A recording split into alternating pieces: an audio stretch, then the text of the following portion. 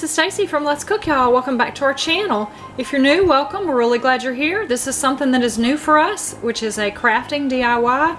We are normally a cooking and vlogging channel. I am not particularly crafty, but I saw an easy DIY on Pinterest and I wanted to give it a try. My husband has cut 3 pieces of wood for me, and I'm going to see if I can turn them into some cute Halloween themed blocks. So let's go see what we can do. I'm going to start off with sanding the wood.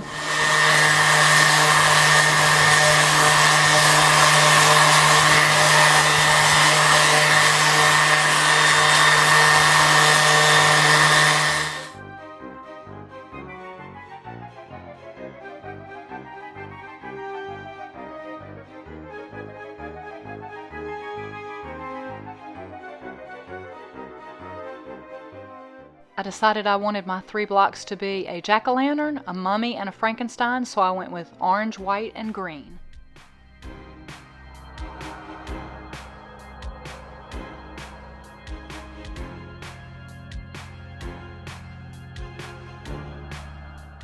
I can't draw a stick man, so this was the hardest part for me, was trying to figure out how to draw the faces.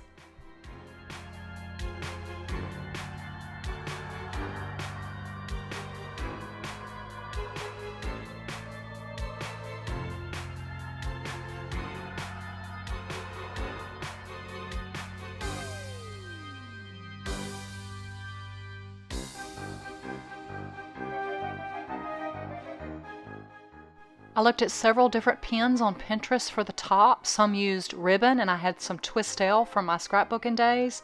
Some used little wooden dowels, and some used raffia. So I tried a couple of different things, and I ended up going with a combination of both. A little piece of green ribbon for a stem, and a little raffia cap on top, which I glued on. Tim liked the raffia hanging down longer, but I ended up tucking it under and making it kind of loop. I liked it better shorter, but you can do whatever you like. I liked making the mummy the best. He was the easiest. I just glued the cheesecloth on the back, wrapped it around, cut some off, glued it down, put my eyes on there with hot glue, and then just worked it around and kind of crimped it the way I wanted it. I could make a lot of these. This one was really easy for someone as craft challenged as I am.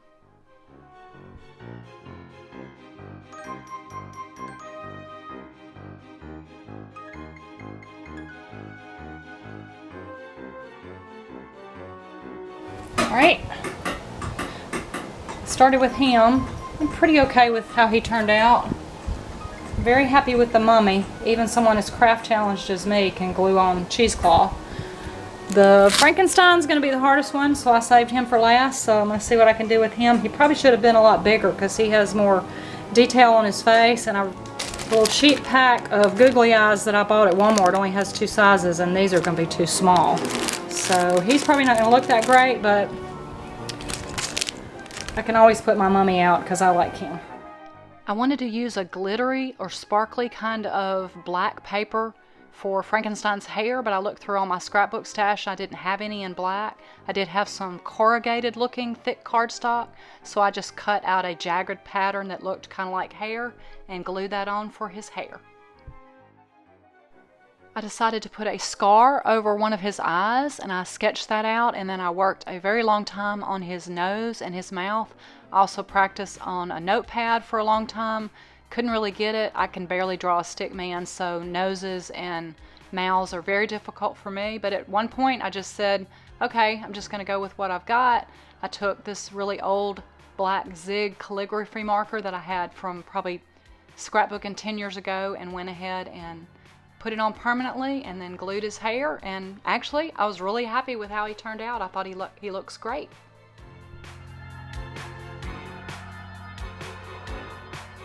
Alright, Mr. Frankenstein just needs the bolts in each side. My husband's going to do that, for better or for worse. You guys, this is why I don't craft very often. Can you see when I bought my little bitty tiny glue gun in 1992, and it cost me $2.99. Not much of a crafter. If you're lucky like me, you have a husband that likes power tools and will willingly drill the bolts for the Frankenstein. Thank you, sweetheart.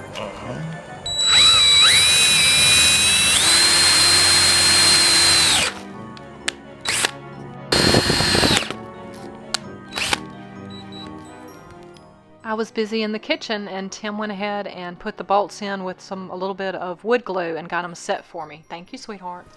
And the finished product, I think they turned out really, really well. I'm extremely excited. I like the pumpkin with his little top. The mummy was the easiest, and the Frankenstein, in spite of me being worried about how he'd turn out, came out great. My husband did the bolts, as you saw for me. I'm so excited to share these because, believe me, I'm the most craft challenged person you have ever met, so believe me, if I can do this, you can. I hope you get a chance to try these. If you've got someone that can cut the wood blocks for you and put in the screws for the Frankenstein, anyone can do the rest of it. So that's our easy DIY Halloween blocks. I hope you get a chance to make them for Halloween this year. Thanks so much for stopping by our channel. Let's Cook, y'all. Like, comment, and subscribe. Have a wonderful and blessed day, y'all. Bye.